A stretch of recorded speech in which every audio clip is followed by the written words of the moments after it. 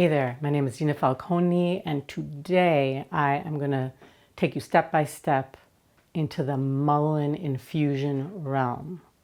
We get lots of questions. I get lots of questions. How do I make mullein therapeutically? How do I make mullein tea? If you haven't checked out our mullein videos on identification, harvest, and use, please go check those out. They're there for you. But today I want to take you through the steps of making this very simple yet potent preparation. And also, before we jump into that, let's just touch upon the beauty of mullein quickly. So we have a lung ally here. We have a plant that supports lung health, that helps us heal lung tissue, that's useful when we're sick to deal with inflammations like bronchitis, laryngitis, but also helps us to bring phlegm up.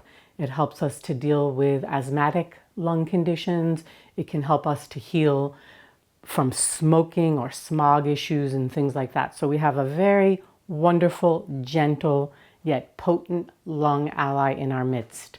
Let's make a prep that you can do at home that's super easy. And we begin with dry mullein leaf. So we're making this with mullein leaf that's been dried. And the amount we're going to make is a quart of infusion. And I'm going to take this large handful of dried mullein leaves. It's a very large handful. I'm going to put it into the quart mason jar. Yep, I'm making a mess as I go. And that's what herbalism is about. But okay, so we're putting in our large handful of mullein leaves, which are equivalent to a half an ounce by weight. It's good to get that in your mind as well. Okay, and then to this half ounce of herb of mullein leaf that's dried, I'm going to add a quart of boiling water. I've got my water boiling here.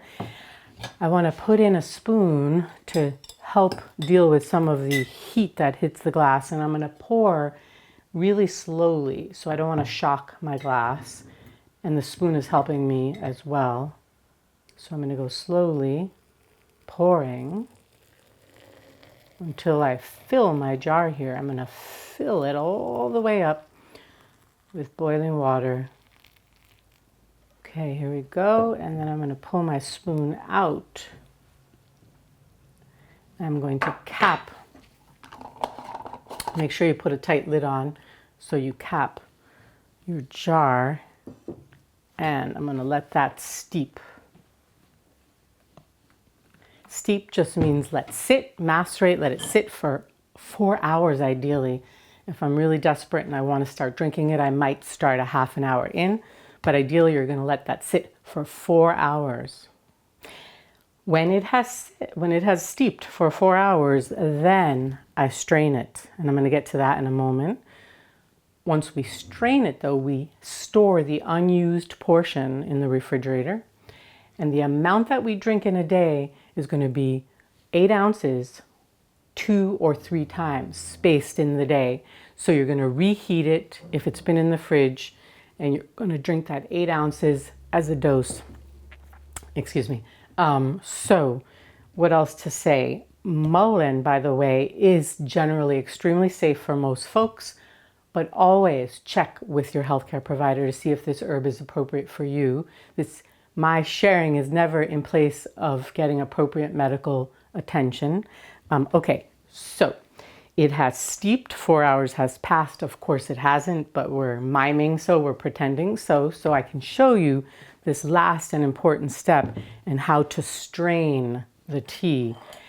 It's different than straining other teas because it has fine hairs. So the mullein leaf has very fine hairs, and you don't want those to get into your lungs or your throat, or they will make you cough.